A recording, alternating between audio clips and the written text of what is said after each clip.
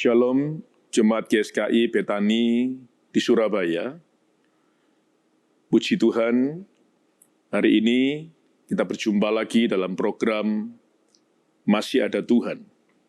Hari ini saya akan menyampaikan firman Tuhan yang saya beri judul Apa yang dapat kita lakukan melalui doa.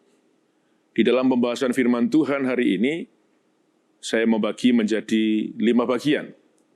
Dan hari ini saya akan membahas di bagian yang keempat. Apa yang dapat kita lakukan melalui doa bagian yang keempat. Melalui doa, kita memperoleh pertolongan malaikat. Di bagian yang ketiga, saya sedikit membahas bahwa Daniel pada waktu masuk dalam kandang singa, dia berdoa kepada Allah dan Allah mengirimkan malaikatnya untuk menolong Daniel menutup mulut singa yang ada di dalamnya. Jadi kita harus melihat bahwa sebenarnya malaikat itu ada, ya, dan dia bisa menolong kita. Nah, kita akan lihat bersama-sama apa sebenarnya yang dikerjakan oleh malaikat. Yang pertama dalam Ibrani pasal 1:14 dikatakan bahwa malaikat memang sengaja diciptakan untuk menyelamatkan manusia, atau dengan kata lain untuk melayani manusia, menolong manusia. Jadi dengan kata lain kita nggak perlu sungkan, ya, boleh berdoa kepada Allah, minta supaya malaikatnya dikirimkan karena memang dia diciptakan untuk melayani manusia, menolong manusia. Kemudian yang kedua, dalam 2 Raja-Raja pasal 6 ayat 17, kita lihat bersama bahwa bisa melepaskan dari bahaya. Ya, Elia ditolong oleh Tuhan. Pada waktu diserang oleh tentara Aram, akhirnya dilepaskan dari bahaya. Malaikat dikirim seperti tentara berkuda. Padahal sebetulnya kalau dilihat nggak ada, tapi musuh melihat seolah-olah begitu banyaknya tentara berkuda. Itu malaikat yang dikirim Tuhan untuk menyertai Elia. Kemudian yang ketiga, dalam Kisah Para Rasul pasal 12, kita bisa melihat Petrus ada dalam penjara, dan diceritakan Allah mengirim malaikatnya kemudian melepaskan Petrus dari penjara. Ya, rantai sampai putus, karena malaikat kemudian menolong Petrus. Jadi malaikat itu ada. Kalau seperti Petrus ditolong, sebetulnya dia pun juga bisa menolong kita. Kemudian yang keempat kita bisa lihat dalam Kisah Para Rasul pasal 27.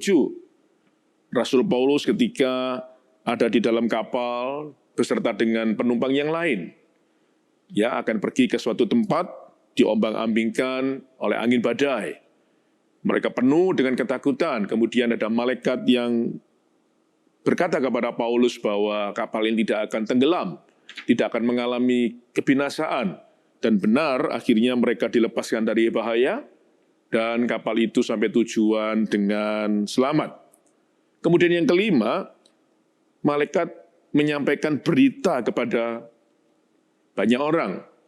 Coba kita lihat, seperti dalam Lukas pasal 2, malaikat mendatangi para gembala dan memberitahukan bahwa telah lahir ya seorang anak, seorang raja damai. Itu yang memberitahu malaikat. Memberitahukan kepada para gembala yang sedang menggembalakan ternak mereka di padang. Kemudian kita bisa melihat peristiwa kebangkitan Kristus dalam Matius 28. Malaikat memberitahu kepada para perempuan bahwa Yesus sudah bangkit dari kematian. Dan para perempuan akhirnya juga melihat memang batu sudah terguling dan Yesus dibangkitkan dari kematian. Yang menjumpai mereka, malaikat tampak berkilauan, putih, bersih, untuk memberitakan tentang kebangkitan Kristus. Kemudian satu peristiwa lagi yang luar biasa dalam Lukas pasal 22:43, ketika Yesus berada di dalam Taman Getsemani dalam keadaan yang berat, ya, seorang malaikat seorang malaikat datang dikirim oleh Bapa di surga untuk memberi kekuatan kepada Yesus. Dan akhirnya Yesus mengalami kekuatan yang luar biasa. Kemudian dia dikhianati oleh Yudas, ditangkap, dianiaya, disalibkan.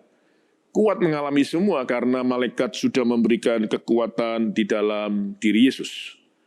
Jadi malaikat itu memang tidak kelihatan. Kadang ada orang yang bisa kelihatan memang, ya. Kelihatannya seperti tidak ada, tapi sebetulnya malaikat itu ada. Dan hari ini kita bisa minta pertolongannya. Ya, pada suatu hari kakak saya yang pertama dipanggil Tuhan. Kecelakaan, kemudian masuk di Rumah Sakit Dr. Sutomo Surabaya, dan kemudian akhirnya meninggal.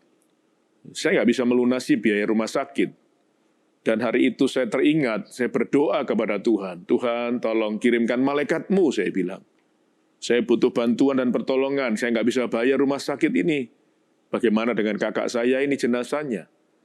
3:30 subuh, tiba-tiba ada orang mendatangi saya, suami istri muda. Dan kemudian dia berkata, kamu tenang saja, seluruh biaya rumah sakit aku tanggung, aku biayai. Dan akhirnya terlunaskan semuanya. Sampai hari ini saya nggak bisa mengingat wajahnya, saya nggak bisa tahu namanya, saya lupa tanya juga.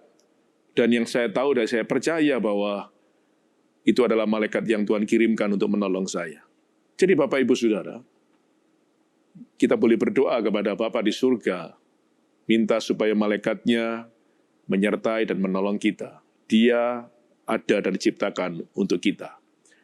Tuhan Yesus memberkati kita semua. Amin.